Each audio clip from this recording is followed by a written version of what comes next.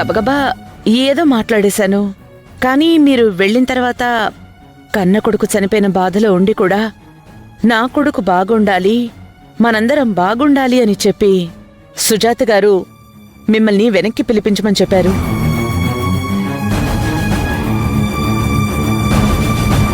అవునమ్మా, లేని వాళ్ళకి ఉన్న వాళ్ళ విలువ తెలుస్తుంది. నేనే తనకి సర్ది చెప్పాను. నా కొడుకు ఇష్టపడి పెళ్లి చేసుకున్న తర్వాత నేను ఎన్ని మాట్లాడినా ఎన్ని చేసినా ఏం చెల్లదు అని నాకు తెలుసు. కాకపోతే ఒక చిన్న సమస్య ఉంది. అదేంటంటే నా ఆస్తులకి, నా అంతస్తులకి నా బంధువులు, స్నేహితులు అందరూ రుద్రాణి ఎలాంటి కోడల్ని తెచ్చుకుందో, ఎంత కట్నం తీసుకుందో, అవతల వాళ్ళ స్థాయి ఎంత ఉంటుందోనని వాళ్లకి వాళ్లే రకరకాలుగా ఊహించుకుంటున్నారు. అలాంటిది కట్నం లేకుండా శౌర్య మా ఇంటికి కోడలుగా వచ్చిందంటే మా దగ్గర బంధువులు గాని స్నేహితులకు గాని మీ చెల్లెలికి విలువ ఉంటుందా? ఒక్కసారి ఆలోచించండి. మా శౌర్య బాధపడుతుంటే మేము చూస్తూ ఉండలేము. దానికి ఏం చేయాలో చెప్పండి. ఈ మాట చెప్తే నేను మీకేదో ఆశ పెడుతున్నాననో, ఇంకా నేనేవో కుట్రలు చేస్తున్నానని మీకు అనిపించొచ్చు. ఇంత ఆస్తి అంతస్తు ఉండి ఒక మధ్యతరగతి ఇంటి అమ్మాయిని కోడలుగా తెచ్చుకున్నాను అంటే నా కొడుక్కి ఏం లోపం ఉందోనని వాళ్ళందరూ అనుకునే ప్రమాదముంది.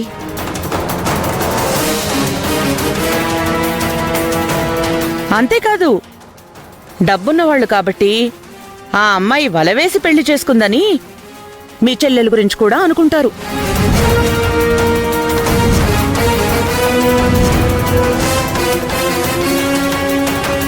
మన కోసం మనం బ్రతికే రోజులు లేవు. జనాల కోసం బ్రతకాల్సొస్తోంది. ఎవడికి వాడే వేయించుకుంటాడు, ఏదేదో మాట్లాడేసుకుంటాడు. అది వాళ్ళ తప్పని కూడా మనం అనలేము. వాళ్ళిద్దరూ ప్రేమించుకున్నారు, పెళ్లి చేసుకున్నారు అని మీకు మాకు తెలుసు. కానీ బయట వాళ్ళకేం తెలుస్తుంది?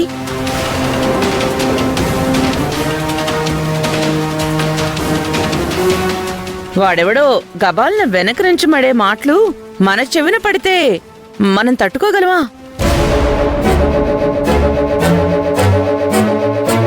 మీరు చెప్పేది నిజమండి.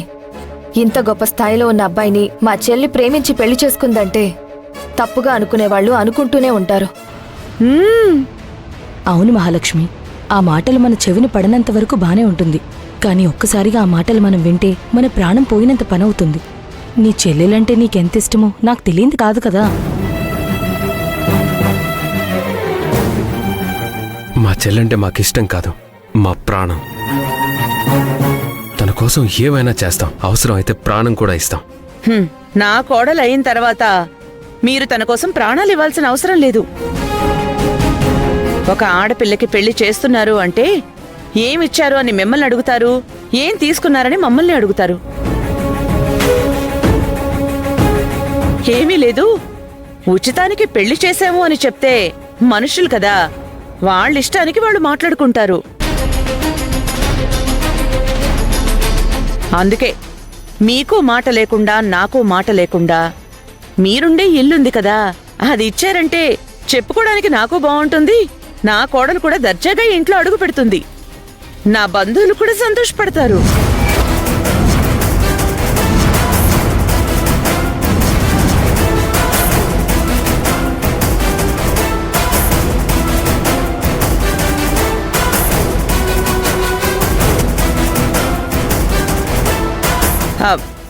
మాకేదో లేక కాదు, మాట పడకూడదు. అది నేనైనా మీరైనా ఆ ఉద్దేశంతోనే చెప్తున్నాను. ఇది మీకు ఇష్టమైతేనే. శౌర్యని అంగీకరించడానికి నాకు ఎలాంటి అభ్యంతరమూ లేదు.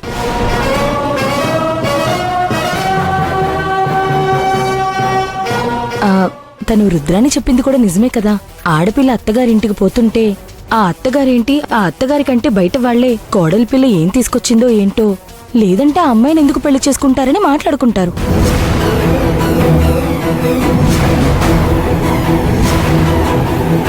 ఏమీ ఇవ్వలేదు అంటే అంత ఆస్తిపాస్తులుండి లేనమ్మాయిని పెళ్లి చేసుకున్నారా?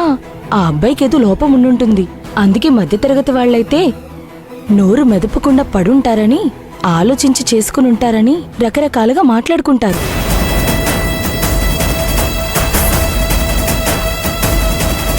అందుకే తను చెప్పిన దాని గురించి ఆలోచించండి.